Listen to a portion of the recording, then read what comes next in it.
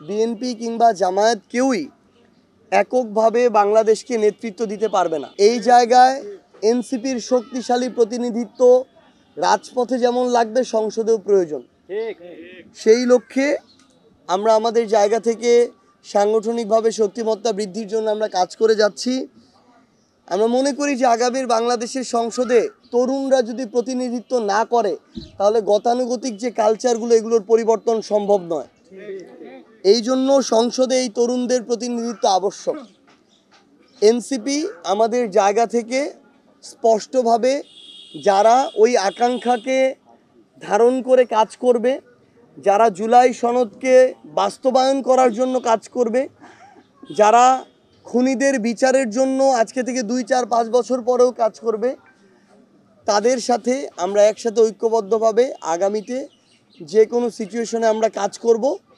তবে আমরা শুধুমাত্র কখনো সংসদ কিংবা নির্বাচন কেন্দ্রিক আমাদের এই কাজ সীমাবদ্ধ থাকবে না, আসনের মধ্যে আমাদের চিন্তা সীমাবদ্ধ থাকবে না। আমাদের চিন্তা বাংলাদেশ এবং বাংলাদেশের মানুষের স্বার্থকে প্রাধান্য দিয়ে সবসময় কাজ করবে। সেই লক্ষ্যে আমরা আমাদের জায়গা থেকে কাজ করছি এবং আমরা মনে করি যে সংস্কার এবং বিচারের কথা যে আমরা এতদিন বলে এসেছি, এটার ধারাবাহিকতা রক্ষার জন্য এনসিপি সবচেয়ে গুরুত্বপূর্ণ ভূমিকা এখন পর্যন্ত পালন করে আসছে, আগামীতেও করবে। এই জন্য জুলাই সনদের বাস্তবায়ন এবং আইনগত ভিত্তির প্রশ্নে সকলে এক পথে গেলেও এনসিপি সেই স্রোতে গা ভাসায়নি।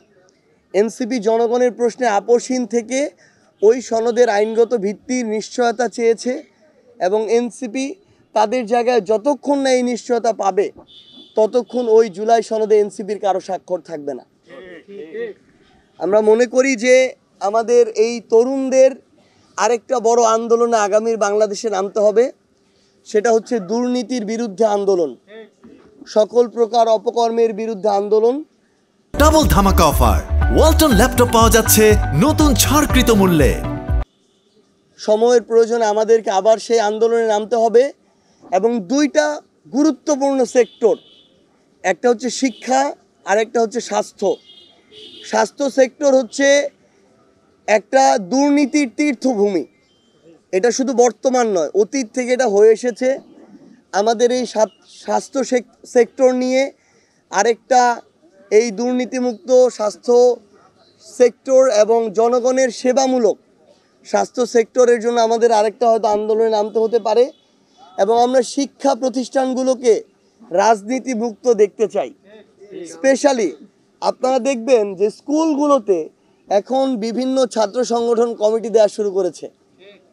কিন্তু এবার আমাদের মাননীয় শিক্ষা উপদেষ্টাকে আমরা ধন্যবাদ দিতে চাই, বাংলাদেশের শিক্ষাক্ষেত্রে পড়াশোনার কি অবস্থা এটার আসল চিত্র উনি তুলে ধরেছেন। এতদিন ধরে শিক্ষা সেক্টরে রেজাল্ট দেওয়ার নামে লেভেল দেয়া হতো, এটা দিয়ে বিভিন্ন মহলকে সন্তুষ্ট করা হতো।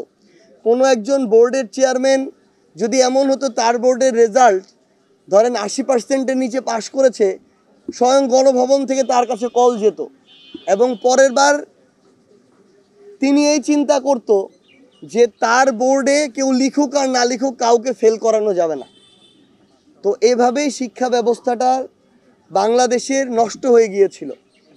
আমরা চাই যে আমরা সামগ্রিকভাবে এনসিপি আমরা এই লড়াইটা করব, স্বাস্থ্য এবং শিক্ষা সেক্টরটাকে সামনে রেখে বাকি সকল সেক্টরকে সমতার ভিত্তিতে প্রায়োরিটি দিয়ে আমরা আমাদের জায়গা থেকে কাজ করে যাব।